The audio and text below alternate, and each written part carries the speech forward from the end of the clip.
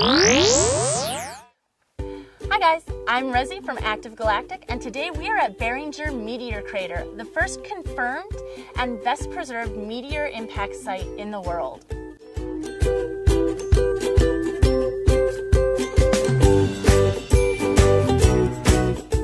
The impact that created this meteor crater happened 50,000 years ago. The meteor involved was made out of iron and nickel, and it was 150 feet across. Within seconds, this crater was formed. At the time, it was 700 feet deep and 4,000 feet across. Though erosion has eaten away at the crater a little bit, it still remains the best preserved impact site in the world. The first written report of the existence of Barringer Meteor Crater came in 1871, though nobody recognized it as a meteor crater at the time. This region of northern Arizona has a lot of ancient volcanic activity, and many people just assumed that this was a remnant of that volcanic activity. Farmers and shepherds in this area began finding some of the remnants of the collision, tiny little meteorites, and over time people started to suspect that maybe this was an impact site instead of just an old volcano. This caught the interest of Daniel Barringer, who in 1903 came to this site for the first time to look at the possibility of mining the meteor out from the middle of the crater. Now, we didn't understand that much about impacts at the time, so Barringer thought that if he just went down into the middle of the crater, he would find a gigantic meteorite. After Barringer hadn't been able to find the meteorite at the center of the crater, he started to do some highly scientific experiments.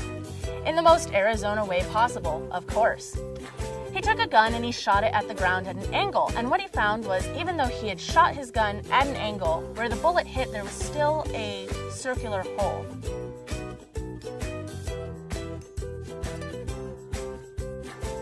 This experiment led him to believe that the meteorite might be embedded into the side of the crater instead of the center, so he began digging there.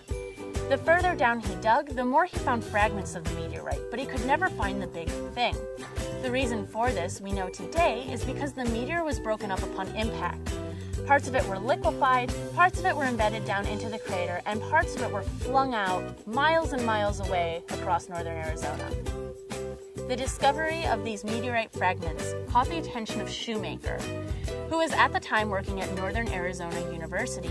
Shoemaker began digging, and in the process he discovered two new types of minerals, which we now use as identifiers for confirming impact sites today. Since Meteor Crater is the best preserved in the world, it was used for the Apollo astronauts in the 1960s and early 1970s as a training site. Like I said, this impact happened 50,000 years ago, and it really is remarkable that it is this well preserved today. Thanks to programs like the Catalina Sky Survey and Spacewatch, both stationed here in Arizona, we don't have to worry so much about these impacts. We'll see them coming a long way away, and that gives us time to do a little bit something about it.